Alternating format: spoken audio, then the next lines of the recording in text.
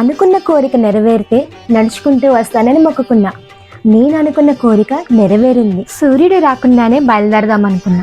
6:10 అయింది, అయినా బయలుదేరి. ఎలాగైతేనే 6:30 కల్లా అందరం మా ఇంటి దగ్గర నుంచి స్టార్ట్ అయ్యాం. పెద్దపట్నం చేరాలంటే ముందుగా మానేపల్లి చేరుకోవాలి. మా పిల్లలు బాబా గుడికి వెళ్దామా అంటే తాటిపాకలో ఉన్న బాబా గుడి అని అనుకున్నారు. కానీ కాదు, వాటిరేపల్లి నుంచి మానేపల్లి నుంచి పెద్దపట్నం చేరుకోవాలి. ఇలా వెళ్తుంటే దారిలో ఈ ఫ్లవర్స్ కనిపించినాయి. చిన్నప్పటి జ్ఞాపకాలు గుర్తొచ్చాయి కదా.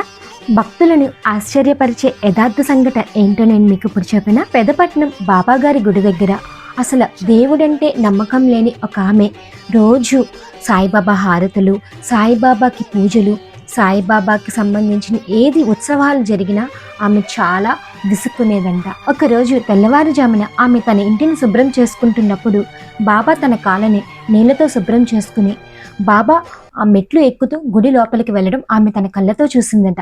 ఆ రోజు నుంచి ఆమె బాబాని నమ్మడం మొదలుపెట్టిందట. ఈ గుడిలో ప్రదక్షిణలు చేస్తున్నప్పుడు మనకి శివలింగం కనిపిస్తుంది. ఎవరికైతే రుణబాధలు ఉన్నాయో ఆ జమ్మి చెట్టు ఆకులని శివుడికి సమర్పించే ముందర మనకి ఎవరైతే డబ్బులు ఇవ్వాలో వాళ్ళ పేరు తలుచుకుని ఆ శివలింగానికి సమర్పిస్తే రుణబాధలు ఖచ్చితంగా తీరుతాయట. ఇలా ఏ శివలింగానికి చేసినా ఖచ్చితంగా రుణబాధలు అయితే తీరుతాయట. భక్తులు వారు అనుకున్న కోరికలు నెరవేరితే ఇలా దునిలో చెట్టు నుంచి రాలిన కొబ్బరికాయలు వేసి వారి మొక్కు తీర్చుకుంటారట.